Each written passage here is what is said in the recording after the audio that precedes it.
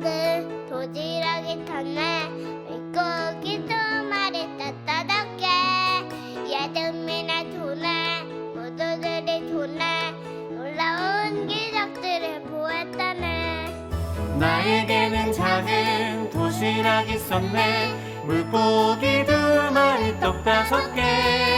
예수님의 손에 모두 드린 후에 놀라운 기적들을 보았다네.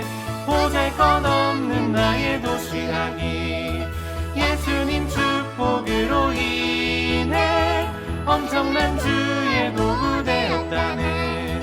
또다시 드릴 것 없는지 살펴보아 모두 다 드리리. 우리 모두에게 드릴 것이 있네.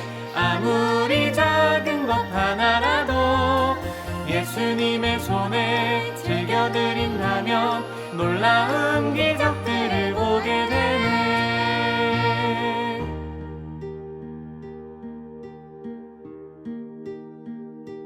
나 무엇 드려야 주님 기뻐하실까? 나 무슨 일해야 주님 기뻐하실까? 이 땅에 무엇도 기쁨 될 수 없지요. 참 사랑하는 마 주님 기뻐하셔요. 내 작은 마음을 모두 주께 바치니 주 기뻐하시는 좋은 예물이지요.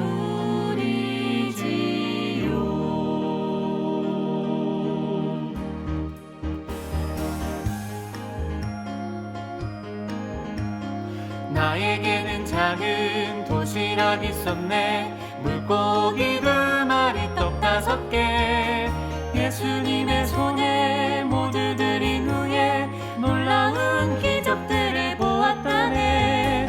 보잘것없는 나의 도시락이 예수님 축복으로 인해 엄청난 주의 도구 되었다네.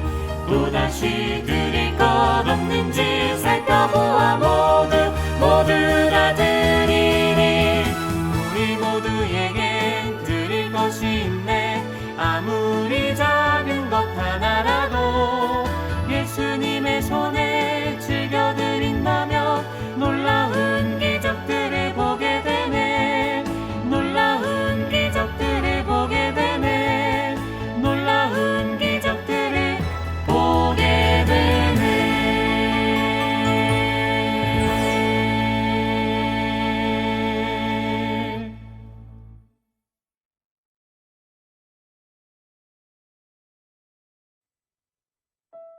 하늘에 계신 사랑의 아버지 하나님, 연약한 저희들 일찍이 주의 자녀 삼아주시고 주님의 은혜 가운데 살게 하심을 감사합니다. 특별히 이번에 온라인 영성 부흥회의 시간을 갖게 해주셔서 저희들이 영적으로 주님께 더 가까이 나아가며 또한 육적으로 더 건강하게 살아갈 수 있는 건강 기별을 듣게 해주시니 감사합니다. 죄로 말미암아 세상이 어지럽고 질병이 많은 이 시대에 예수님의 희생으로 말미암아 용서와 치유와 회복의 길을 주신 하나님의 은혜를 다시 감사드립니다. 저희들 지치고 힘든 모든 영혼들 속에 함께하여 주시고 진정으로 우리를 쉬게 하시는 예수님의 평강과 은혜로 충만하게 하여 주시옵소서. 이 시간 박종기 원장님을 통하여 저희들에게 꼭 필요하고 알아야 할 건강에 대한 말씀을 주실 때에 하나님의 성령이 함께 하셔서 저희들이 잘 듣고 이해할 수 있도록 도와주시고 정말 하나님께서 원하시는 삶과 생활이 우리 매일의 삶 속에서 실천되게 도와주시옵소서. 그리하여 우리가 먹든지 마시든지 무엇을 하든지 하나님께 영광 돌리는 건강한 삶을 살아갈 수 있도록 인도하여 주시옵소서. 또한 저희들의 마음과 몸이 더 건강하여 하나님의 사랑을 어두운 세상의 빛으로 비출 수 있고 전하고 나누며 마지막 하나님의 사업에 일할 수 있도록 도와주시옵소서.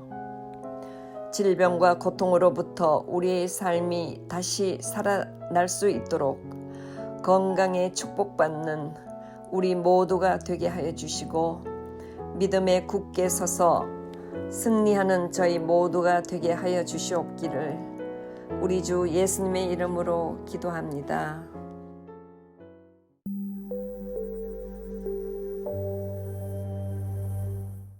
안녕하세요. 닥터베지 CEO 닥터전 박입니다. 지난 시간에는 숨을 쉬어 살기 때문에 호흡기 계통, 그리고 음식을 먹어서 소화 흡수시키는 것을 담당하는 소화기 계통에서 말씀드렸고, 호흡에서 얻은 산소와 소화 흡수에서 얻은 영양분을 피 속에서 순환해서 전신의 세포에 공급해야 되기 때문에 순환기 계통에서 말씀드렸고, 그것을 대사를 해서 거기에서 나오는 노폐물을 배출해야 되기 때문에 비뇨기 계통까지 말씀을 드렸습니다. 오늘은 근골격 계통에 대해서 말씀드리겠습니다.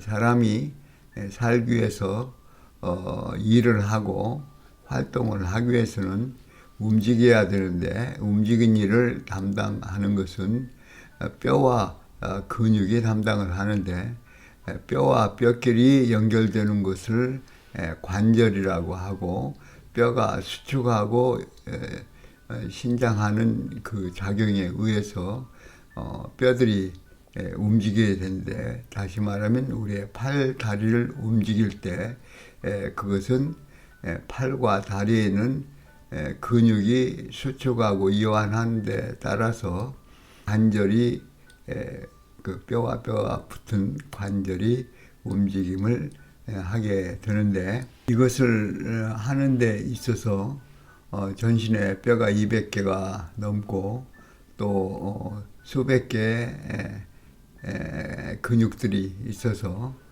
또 관절에는 관절을 보호하기 위해서 연골이 있고, 근육과 관절을 연결하는 부분, 또 뼈와 뼈를 연결하는 건과 또 텐던, 이런 부분이 있기 때문에 그런 것들이 다 작동을 해서 사람이 몸을 움직일 수 있습니다. 이렇게 몸을 움직이게 될 때 그 뼈와 뼈 사이에 관절에 그 부담이 돼서 관절에 이제 질병들이 생길 수 있는데, 관절에 무게가 너무 나갈 경우에 무릎 관절이나 여기에는 이제 체중이 작은 사람에 비해서 체중이 많은 사람은 많은 무게를 받기 때문에 뼈와 뼈 사이에 있는 연골이 닳아질 수가 있습니다. 그래서 연골이 닳아질 경우에 그 연골이 얇아져서 뼈와 뼈 사이가 가까워진 것을 엑스레이를 찍으면 나타납니다. 그래서 뼈와 뼈 사이에 있는 연골이 닳아지고 파괴되고, 또 거기에 연골을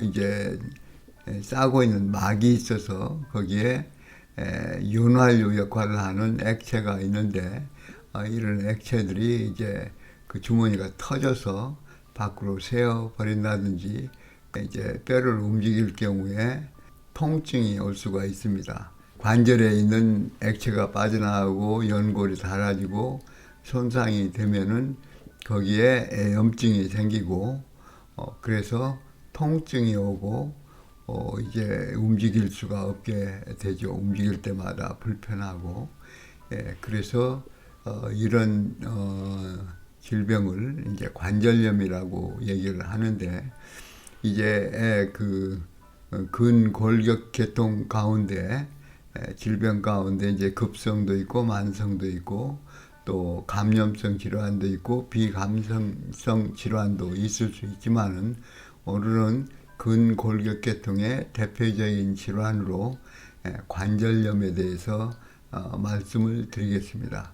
제가 지금까지 설명한 그 뼈와 뼈 사이의 관절이 관절에 있는 연골이 닳아지고 연골 주머니에 있는 그 액체가 빠져나와서 이렇게 닳아지기 때문에 연골이 파괴되고 그러면서 이제 결국은 뼈와 뼈끼리 부딪히고 뼈가 또 닳아지고 뼈 조각이 갈라져 나오고 부서지고 이런 질병을 퇴행성 관절염이라고 그렇게 얘기를 합니다. 체중이 무거운 사람은 그 무릎 관절이나 또는 발목 관절이나 이런 데에 그 무게를 많이 받아서 관절에 염증이 생길 수가 있습니다. 그러나 이런 체중과 상관없이 자가 면역 질환으로 생기는 관절염도 있습니다. 그 자가 면역 질환이라고 하는 말은 자기 몸이 자기 몸을 공격해서 그 병을 일으키는데 그 공격 대상이 관절일 때 류마티스 관절염이라고 그렇게 표현을 합니다. 물론 이제 자가 면역 질환에는 다른 병도 많이 있지만은 퇴행성 관절염과 아울러서 류마티스 관절염에 대해서 또 말씀을 드리고자 합니다.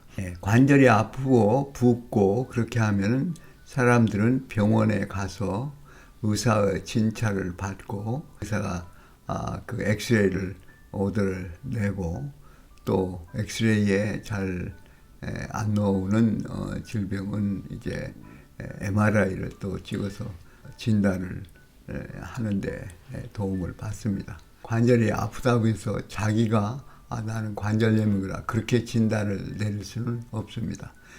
반드시 병원에 가서 그 절차를 따라서 엑스레이 찍고 MRI 찍고 또 염증이 있는가 보는 혈액 검사가 있습니다.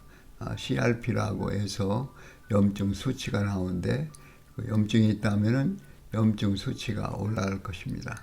이제 그런 진단 절차를 받은 다음에 의사들은 그 관절염에 대한 소염제를 처방을 합니다. 퇴행성 관절염인 경우에는 치료하는 방법 가운데 그 염증을 가라앉히는 소염제 처방을 합니다만은 그렇게 소염제를 주어서 치료하는 방법 말고 관절 사이에 그 액체가 없어졌기 때문에 그 액체를 다시 주사로 주입해 줘서 하일라루론산이라는 그 액체를 주입해 주면은 6개월 정도는 그 액체가 들어가 가지고 본래 있던 액체를 대치함으로써 관절이 이렇게 뼈가 부딪히고 그런 일을 좀 막아줄 수 있기 때문에 그러한 치료법도 나와 있습니다. 그 의사가 이제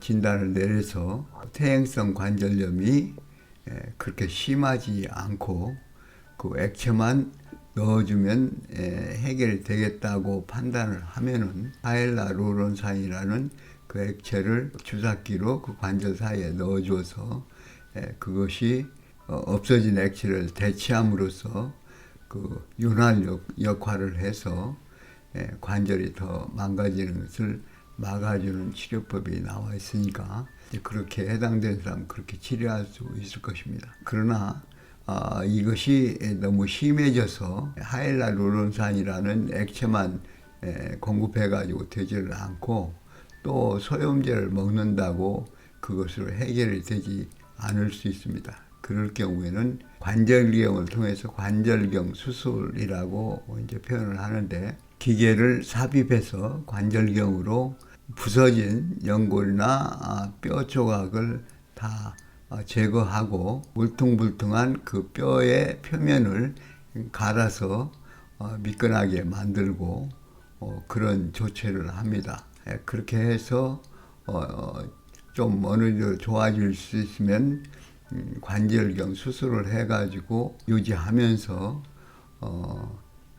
지내다가 그것으로 이제 안 될 경우에 도달하면은 무릎 관절을 예로 들 경우에 무릎을 째서 수술을 해서 그 아래 뼈에 인공 관절을 넣고 관절을 대체하는 그런 수술을 하는 수가 있습니다. 수시면 쓰면 또 닳아지기 때문에 의사들은 될 수 있는 대로 이 마지막 수술은 버틸 수 있는 만큼 버티고 마지막에 최후 수단으로 생각하기 때문에 마지막에 안 되면 나이가 들었을 때 관절을 대체하는 인공 관절 수술을 합니다. 퇴행성 관절염을 막으려면은 우선은 체중을 줄여야 됩니다.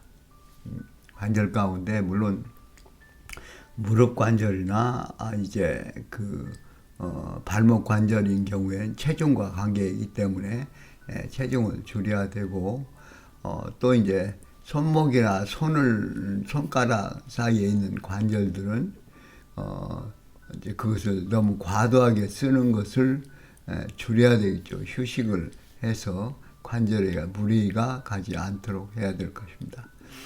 그러나 더 적극적으로 관절염을 예방하는 방법은 제가 말씀드린 대로 구조가 두 뼈 사이에 그 관절이 있는데 두 뼈를 연결하는 리가먼트 힘줄이 있고 또 이제 근육과 뼈를 붙여서 연결하는 텐던 힘줄이 또 있기 때문에 뼈와 뼈를 연결하는 힘줄이나 근육이 힘이 있을 때 강력할 때 그 수축을 하면은 관절이 힘을 덜 받습니다. 그렇기 때문에 관절을 보호하는 방법은 근육을 강화시키는 것입니다. 그래서 근육을 튼튼하게 강화시키면은 관절에 무리가 덜 가기 때문에 가령 움직이려고 할 때 근육이 힘있게 수축을 해주면은 관절이 힘을 덜 받기 때문에 덜 닳아지고 통증도 덜하고 그러기 때문에 관절을 보호하는 방법으로 운동을 해서 근육을 강화하는 것이 뉴스타트를 하는 사람들이 이 환자들에게 충고하고 안내해 줘야 할 방법이라고 생각합니다. 체중이 무거운 사람이 운동을 해서 근육을 강화시키려고 하면은 계속 그 무릎 관절이나 발목 관절이 힘을 받기 때문에 파괴가 일어날 수 있기 때문에 수영이라든가 물속에서 운동을 할 때는 그 비중이 있기 때문에 무릎의 그 체중으로 인한 무게가 훨씬 덜합니다. 그래서 수중 운동, 수영 이런 것을 해서 그 관절염이 생기지 않도록 예방을 하고 또 관절이 잘 보호되도록 하면은 관절염을 예방할 수 있고 치료하는데도 도움이 되리라고 생각을 합니다. 두 번째 종류의 관절염, 류마티스 관절염에 대해서 말씀을 드리겠습니다. 류마티스 관절염은 아까 말씀드린 대로 자가 면역 질환이기 때문에 자기 몸의 항체가 자기 몸의 어떤 부분을 공격해서 병을 일으키는데 그 공격 부위가 지금 관절이 된 것입니다. 그렇기 때문에 그 원리는 그 항체가 어떤 세균이나 그런 것에 이제 붙어서 제거하는 그런 역할을 하는데 관절의 그 모습이 그 세균 모습하고 아주 비슷하게 보일 때 관절에 붙어가지고 그걸 파괴하는 것입니다. 이런 류마티스 관절염은 염증이 굉장히 심해집니다. 체중이 무거워서 무게를 받아가지고 그 퇴행성 관절염처럼 관절이 닳아지고 그러는 것이 아니라 항체가 공격해서 그 관절을 없애고 관절 연골을 파괴하고 뼈를 공격하고 그렇게 하기 때문에 그것을 그대로 방치하면은 손가락이나 이런 것이 삐뚤어지고 팔목도 비틀어지고 다리나 발목도 비틀어져서 걸을 수도 없고 결국 휠체어를 써야 됩니다. 그렇기 때문에 관절이 아프면은 우선은 병원에 가서 내 관절이 지금 퇴행성 관절염이냐 아니면은 자가 면역 질환인 류마티성 관절염인가를 구분을 해야 됩니다. 그건 자기가 못합니다. 병원에서 검사를 통해서 류마티스 관절염을 진단하기 때문에 혈액 정밀 검사를 해서 그 자가 면역 질환에 나타나는 그런 항체들 이런 것을 검사를 해서 류마티성 관절염이다. 그렇게 진단을 받으면 이것은 아주 나쁜 소식입니다. 퇴행성 관절염은 대개 노인이 돼서 오래 이제 사용했을 때 생기지만은 류마티스 관절염은 젊은 사람도 생길 수 있습니다. 물론 이제 그것을 파괴를 못 시키게 하는 약들이 있지만은 그 약들을 이제 사용하면서 또 부작용이 있고 고생을 하게 되기 때문에 류마티스 관절염 같은 그런 관절염이 안 생기도록 하는 것이 중요합니다. 물론 자가면역 질환인 류마티스 관절염은 자기 몸이 자기 몸을 공격하기 때문에 이것은 몸에 여러 가지 독소가 쌓이고 여러 가지 영양 밸런스가 맞지 않고 염증을 일으키는 계속 생활 방식이 잘못됐을 때 결국 자가 면역 질환이 생길 수 있기 때문에 물론 유전적으로 그런 성향을 타고나기도 하지만은 환자들을 치료해 보면 류마티성 관절염을 아주 고통당하는 사람도 식사를 바꾸고 생활 방식을 바꾸면서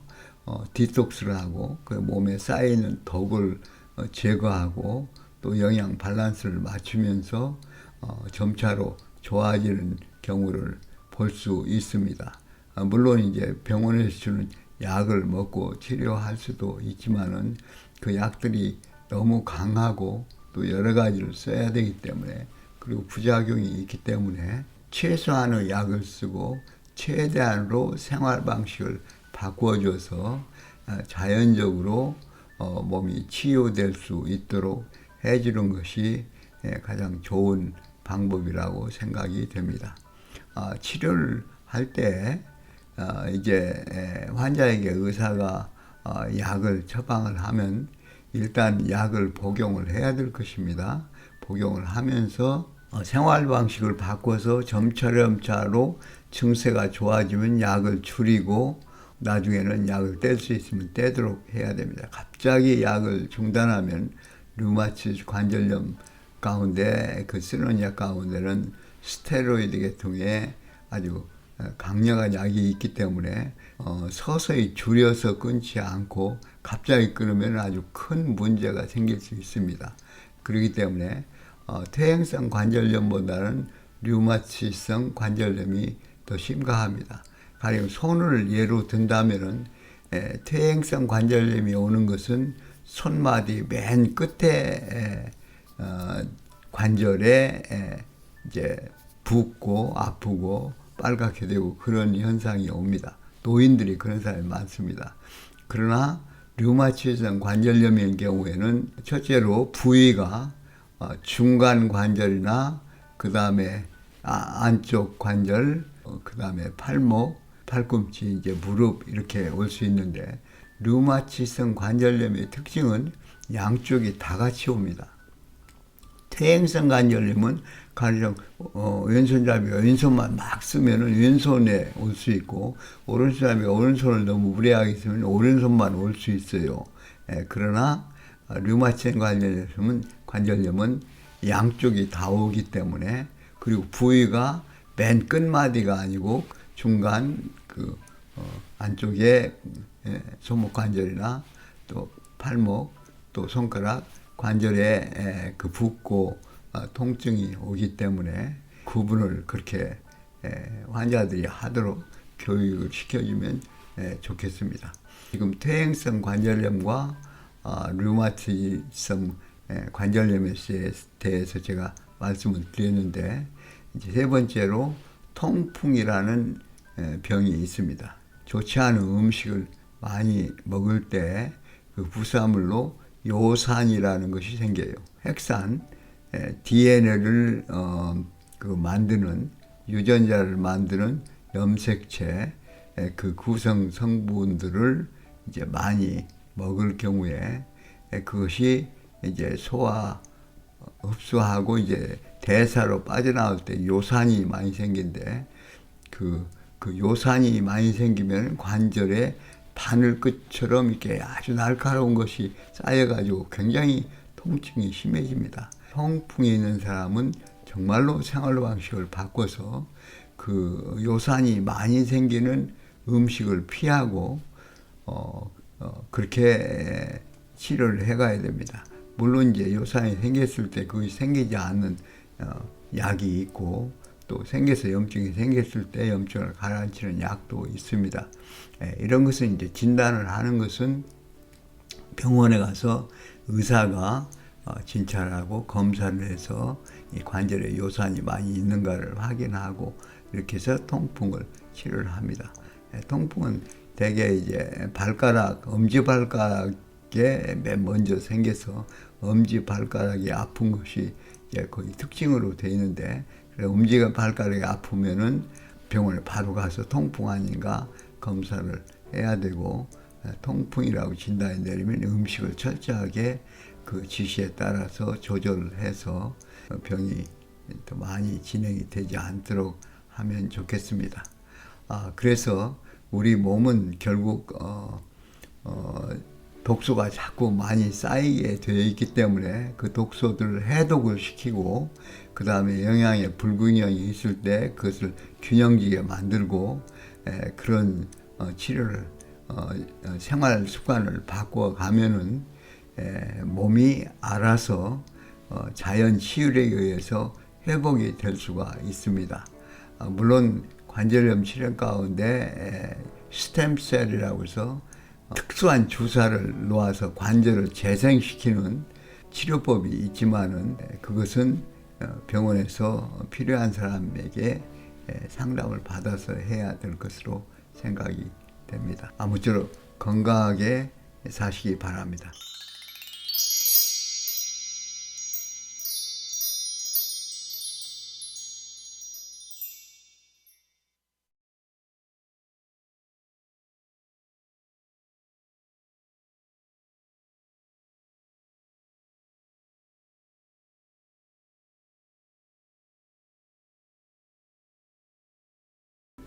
뼈에 근육이 붙어서 수축할 때 뼈와 뼈 사이에 관절이 움직이게 돼서 우리가 손발을 움직이고 걸음을 걷고 활동을 하게 되는데, 이 근골격 계통은 특별히 근육들이 언제 수축하고 언제 이완할지를 지시를 받아야 하기 때문에 이 근육의 신경계통이 연결이 돼서 언제 수축하고 언제 이완할지를 이러한 일을 담당하는 신경을 주장하는 계통을 신경계통이라고 합니다. 신경계통은 뇌와 척수신경을 우리가 중추신경이라고 얘기하고, 뇌나 척수에서 뻗어나간 신경을 말초신경이라고 합니다. 그리고 뇌에서 뻗어나간 신경은 뇌신경이라고 얘기를 하고, 척수에서 뻗어나간 신경들을 말초신경이라고 하는데, 말초신경은 감각신경과 운동신경으로 나뉩니다.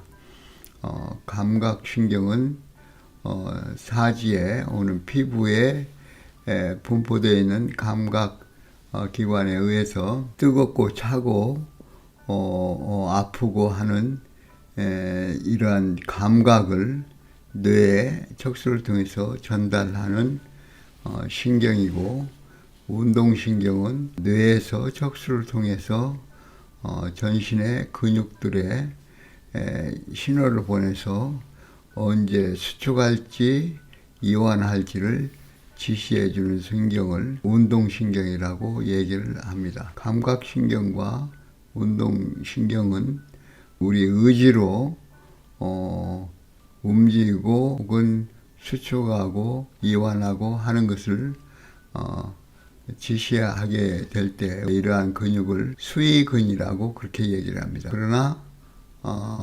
내장기관은 우리의 의지와 상관없이 자율적으로 움직이고 조절을 하기 때문에 내장을 주관하는 신경은 자율신경이라고 얘기를 합니다. 내장을 주장하는 신경 가운데는 뇌에서 뻗어나가서 내장에 연결되는 신경도 있고, 또 척추에서 뻗어나가서 그 내장 지시를 하고 운동을 조절하는 그러한 신경도 있습니다.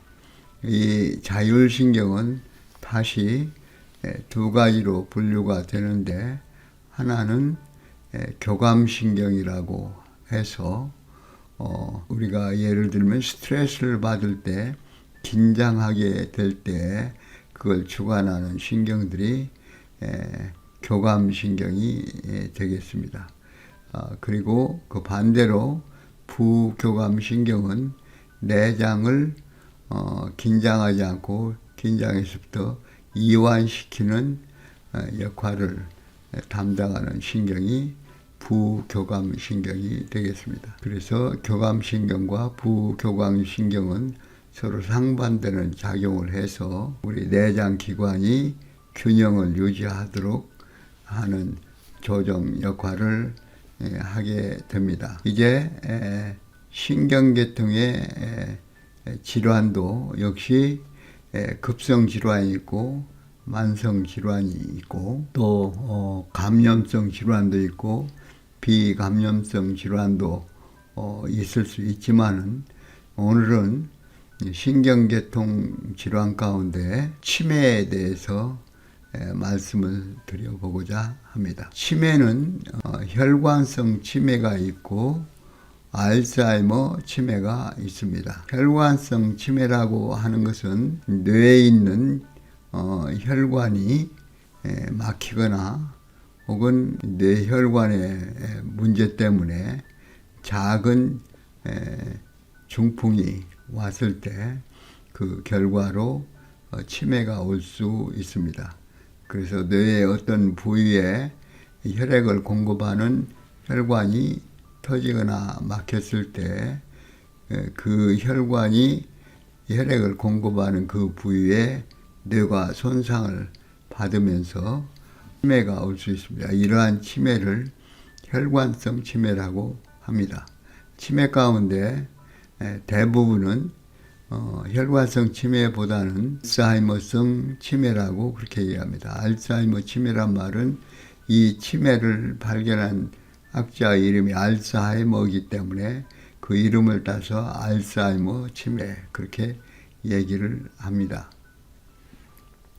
혈관성 치매를 예방하기 위해서는 혈관이 막히거나 터지지 않도록 함으로써, 가령 고혈압이 있거나 동맥경화가 있을 때 혈압을 조절하고 약을 사용해서 하든지 아니면 생활 방식을 바꿔서 하든지 간에 혈압을 조절하고, 또 동맥경화가 있을 때는 생활 방식을 바꾸고 음식을 바꾸고 운동을 하고 이렇게 함으로써 혈압도 조절되고, 이러한 것들을 조절할 때 그 혈관성 치매를 예방할 수 있습니다.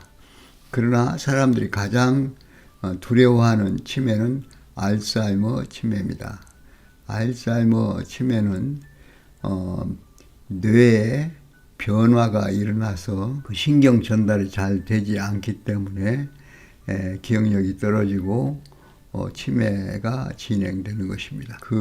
알츠하이머 치매의 현상은 신경과 신경이 연결을 시켜주는데 신경 세포를 끈으로 비교한다면 끈이 엉클어진 것처럼 베타 아밀로이드라는 비정상적인 단백질이 만들어져서 뭉치게 해서 그것을 이제 플래크라고 얘기를 하는데 그런 현상이 와서 뇌에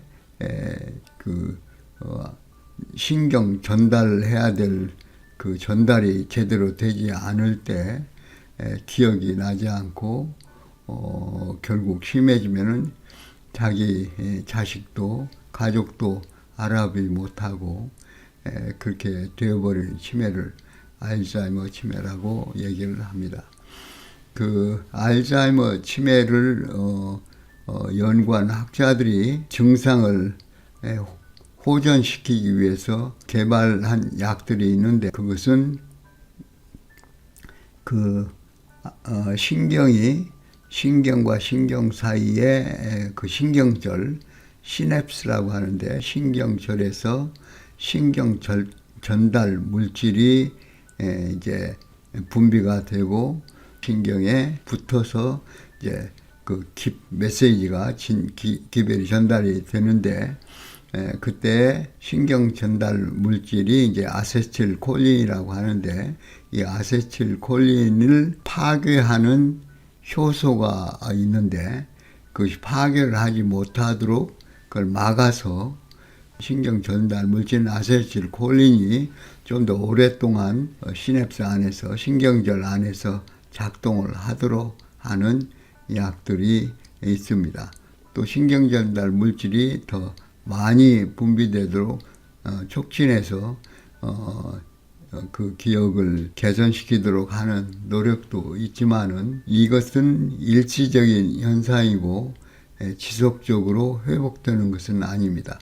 치매는 계속 진행이 되는데 약간의 증상을 호전시키는 효과만 있을 뿐입니다. 그래서 학자들은 알츠하이머를 치료하기 위해서 여러 가지 노력을 했는데 이제 어떤 학자는 알츠하이머 연구를 위해서 수녀들을 이용해서 연구를 했습니다. 이제 치매가 연구될 때는 알츠하이머 치매의 원인을 잘 몰랐기 때문에 그래서 진단조차도 뇌를 해부를 해봐야 확실하게 알츠하이머라 진단을 한 시기가 있었습니다. 옛날에 그런 진단이 없을 때 어떤 사람이 알츠하이머 치매인지를 알기 위해서 500여 명의 그 수녀들을 동의를 받아서 그들이 죽은 다음에 뇌를 전부 해부해서 연구를 했습니다. 그래서 이제 수녀를 택한 이유는 수녀들이 생활 환경이 비슷하고 또 비교적 젊은 나이에 그 수녀 되는 사람들이 많기 때문에 그들이 뇌가 어떻게 치매가 됐는지 그런 사람들은 어떤 특징이 있는지 그것들을 연구하기 위해서 뇌를 500명의 수녀들을 죽은 다음에 해부를 해가지고 연구를 해본 결과 치매에 걸린 사람들 가운데 그러나 증상으로는 치매 증상이 없이 그냥 정상인처럼 살다가 죽은 그 수녀들도 있었는데 가령 예를 들면 두 자매가 그러니까 언니하고 동생이 치매를 걸렸는데 동생은 치매를 걸려서 치매 증상이 있었고 언니는 치매 증상이 전혀 없었는데 죽은 다음에 둘을 뇌를 해부를 해보니까 둘 다 뇌가 파괴가 돼 있었는데 언니의 뇌와 동생의 뇌는 차이가 있었는데 완전히 이제 뇌세포가 파괴돼 가지고 못 쓰게 돼 있었는데 언니의 뇌는 뇌가 파괴되는데도 불구하고 새로운 신경이 연결이 많이 새로 되어서 치매가 있는 줄 모르고 본인도 모르고 다른 사람도 모르고 지나가는데 해부해 보니까 사실은 그 사람도 치매였다.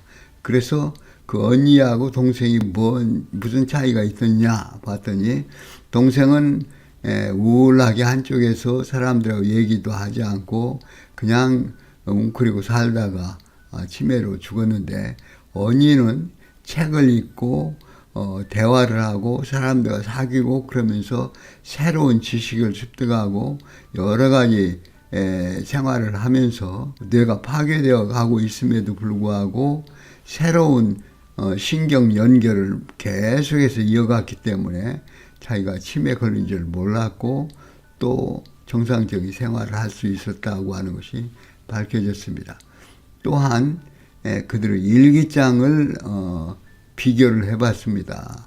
이 치매 걸린 사람들과 치매 안 걸린 사람들의 일기장에 어떤 차이가 있는가를 검사를 했더니 치매를 걸린 사람들의 일기장은 아주 심플 센텐스, 단순한 문장, 나는 누굴 좋아한다, 나는 어디 갔다, 이렇게 아주 단순한 문장을 구사했고 치매에 안 걸린 수녀들의 문장은 나는 어디 가서 무엇을 하고 무엇을 보니까 좋고 뭐 하늘이 어떻고 땅이 어떻고 꽃이 어떻고 이렇게 이제 수식어가 많이 있었습니다. 그래서 수식어를 많이 사용한 복잡한 언어를 사용한 사람은 치매가 안 걸리고 그냥 단순한 언어만 사용하고 그런 사람들이 치매에 많이 걸렸다. 그런 결과도 나와 있습니다. 이제 가장 최근에 나온 책 치매의 종말, The End of Alzheimer라는 책을 치매 환자를 많이 치료하고 그래서 수백 명이 치료가 되고 또 물론 아주 심한 환자를 치료하지는 못했지만은 경증 치매 환자들을 치료를 한 경험을 토대로 그 치매의 원인과 예방법을 얘기한 책에 근거해서 말씀을 드리려고 합니다. 치매 검사를 통해서 경도와 중등도와 중증 이렇게 나누는데 그 점수화해서 20부터 30까지는 경증이고 10부터 20까지는 중등도고 10 이하는 중증으로 이렇게 판정을 합니다. MMSE 검사를 하는 데는 시간이 1시간쯤 걸리는데 그 정신과에 가거나 혹은 보건소에서 그것을 검사를 하면은 자기가 치매에 걸렸는지 치매에 걸렸다면은 어느 정도인지 그것이 판별이 될 수 있습니다. 그런데 알츠하이머 치매의 종말에서 연구한 신경과 전문의의 의견에 의하면은 치매의 원인은 뇌신경에 베타 아밀로이드라는 단백질이 생겨서 신경 전달이 안 돼서 치매가 걸린 것이 아니고 그것은 치매에 걸린 사람이 다른 여러 가지 원인인데 그 원인으로 치매가 걸리면서 몸의 반응으로 베타 아밀로이드라는 단백질이 생긴 것이기 때문에 아무리 그 수치를 낮춘다고 해도 치매가 좋아지질 않는 것을 발견했습니다. 그래서 그 복합적인 원인을 이 의사가 조사한 바에 의하면 치매 걸린 사람들, 알츠하이머 치매를 걸린 사람들의 생활 속에는 크게 몇 가지 특징이 있는데 중요한 것 하나는 독소를 많이 흡수했다. 음식과 물과 여러 가지 환경에서 독성이 있는 그 독소에 의해서 알츠하이머 치매가 많이 걸린다. 그렇게 얘기합니다.